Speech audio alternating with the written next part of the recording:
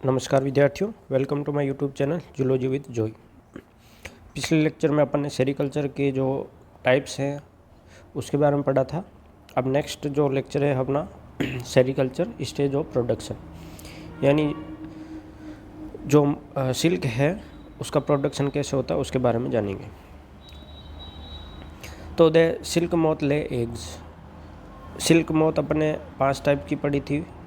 वो अलग अलग टाइप के जो प्लांट्स है उस पर रहती है, तो वो वहाँ पे वो अंडे देती है। The egg hatch and larva feed on mulberry leaves. और अंडे से क्या निकलता है, लार्वा वो क्या करता है, जो मलबेरी के से जिसको शहतूत बोलते हैं उसके पत्तों को खाती है। When the silk worm are about 25 days old, यानी वो 25 दिन तक पत्तों को भोजन के रूप में उपयोग करती है। दे आर 10,000 गुना, यानी जो उसका वेट होता है, यानी 1 ग्राम की है तो वो 10,000 ग्राम की हो जाती है। अब ये कोकून क्या करता है, बड़ा हो जाता है और वो क्या करता है, जो सिल्क है उसका प्रोडक्शन करना शुरू कर देता है। The silk is produce in 2 glands. Silk worm की जो 2 ग्रंथियाँ होती है उसमें से ये सिल्क का प्रोडक्शन होता है, और जहाँ ये ओपनिंग होती है उसको बोलते हैं spinnerets. The silk solidified when it the come in contact with the air, यानी जब ये सिल्क हवा के संपर्क में आता है तो ये क्या करता है, सॉलिड स्टेट में कन्वर्ट हो जाता है। Silk spin approximately 1 mile of filament and completely encloses itself in a cocoon in about 2 or 3 days due to quality restriction. यानी क्वालिटी के हिसाब से क्या होता है, एक सिल्क से वर्म से कोकून से सिल्क तो बहुत सारा मिलता है, लेकिन उसको जो क्वालिटी वाला कोकून है वो बहुत कम प्राप्त होता है, बाकी को क्या कर रॉ मटेरियल के रूप में निकाल देते हैं। तो इस प्रकार देखिए 5500 सिल्क वर्म यानी 5,500 सिल्क वर्म से अपने को 1 किलो सिल्क प्राप्त होता है। The silk is obtain from the undamage cocoon by brushing the cocoon to find the outside of the filament. The silk filament are the bound on a reel. इसके life cycle की बात करें silk worm की, तो ये देखिए जो egg हैं, एग ये 10 से 12 दिन, ये कोई सिल्क वर्म है, इसने अंडे दिए हैं, अंडे दिए ये 10 से 12 दिन। अंडे देने के बाद ये क्या हुआ, हैचिंग हो रही है। 3 से 4 दिन लगते हैं उसको हैचिंग में। हैचिंग के बाद क्या होता है, जो लार्वा निकलता है उसको बोलते हैं फर्स्ट इन स्टार। 3 से 4 दिन। उसके बाद इसमें क्या होती है, फिर मोल्टिंग होती है, तो ये सेकंड इसमें स्टार में चेंज होता है। फिर क्या होता है, सेकंड मोल्टिंग होती है, उसके बाद ये थर्ड इन स्टार में कन्वर्ट हो जाता है। और जब थर्ड मोल्टिंग होती है तो ये क्या करता है, फोर्थ इन स्टार में कन्वर्ट हो जाता है। ये सारे लार्वा के नाम है। लार्वा को जो लट होती है उसको बोलते हैं इंस्टार बोलते हैं। जब चौथा मोल्ट होता है तो ये क्या करते हैं, फिफ्थ इन स्टार में कन्वर्ट हो जाता है, जो स्पिनिंग करना शुरू कर देती है। उसके बाद ये कोकून में कन्वर्ट हो जाता है। ये देखिए ये कोकून, और ये कोकून फिर क्या होता है, अपने चारों ओर जो है वो उसको स्पिन करना शुरू कर देता है। उसके 10-12 दिन बाद में क्या होता है, कोकून से माउथ निकलना शुरू हो जाता है, और वापस फिर क्या होता है, ये मेटिंग एडल्ट के रूप में चेंज होता है। लेकिन जो सिल्क वर्म है इसी कोकून को यहाँ से इसको यूज़ करना शुरू कर देते हैं, क्योंकि इसके बाद डेवलपमेंट के बाद वो एनिमल में कन्वर्ट हो जाता है। तो ये इसकी लाइफ साइकिल होगी बॉम्बिक्स मोराई की।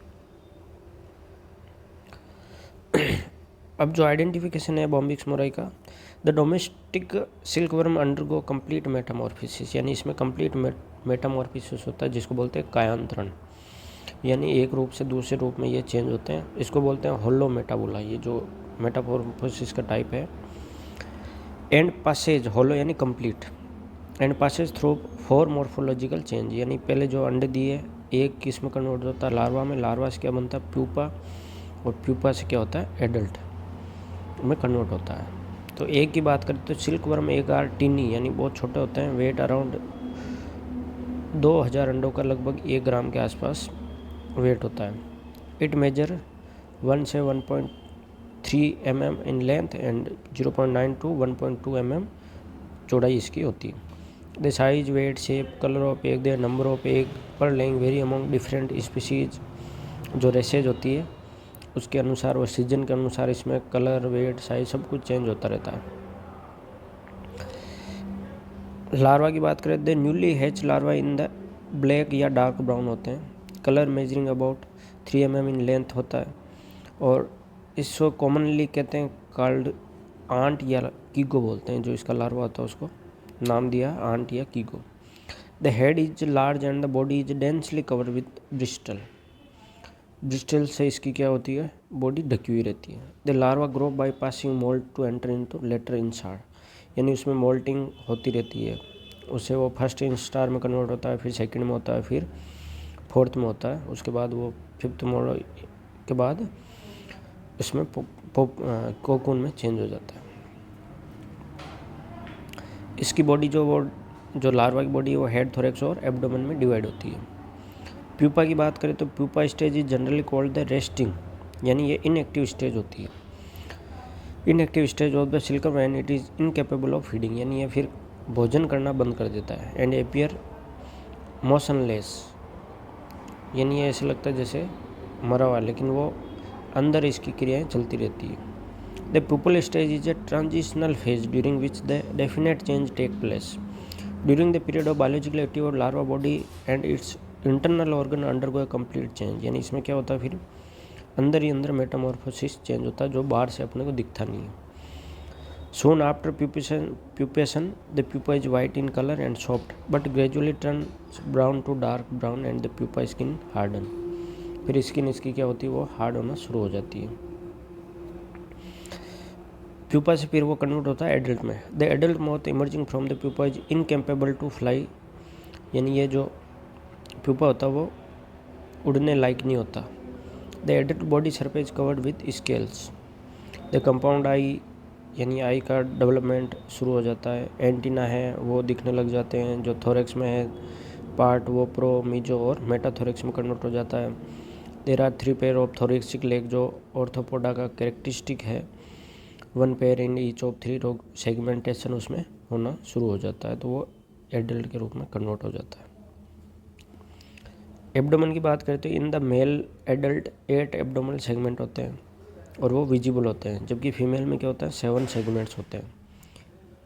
There are 6 pair of spiracles present है, जो सांस लेने के लिए उसमें स्पाइरेकल्स पाए जाते हैं इंसेक्टा में। ग्लोबल प्रोडक्शन की बात करें तो इंडिया में सेकंड पोजीशन है इंडिया की। सबसे ज़्यादा जो सिल्क का प्रोडक्शन है वो चाइना करता है, सेकंड है इंडिया, उसके बाद ब्राज़ील और अदर कंट्रीज़ हैं वो सिल्क का प्रोडक्शन करते हैं।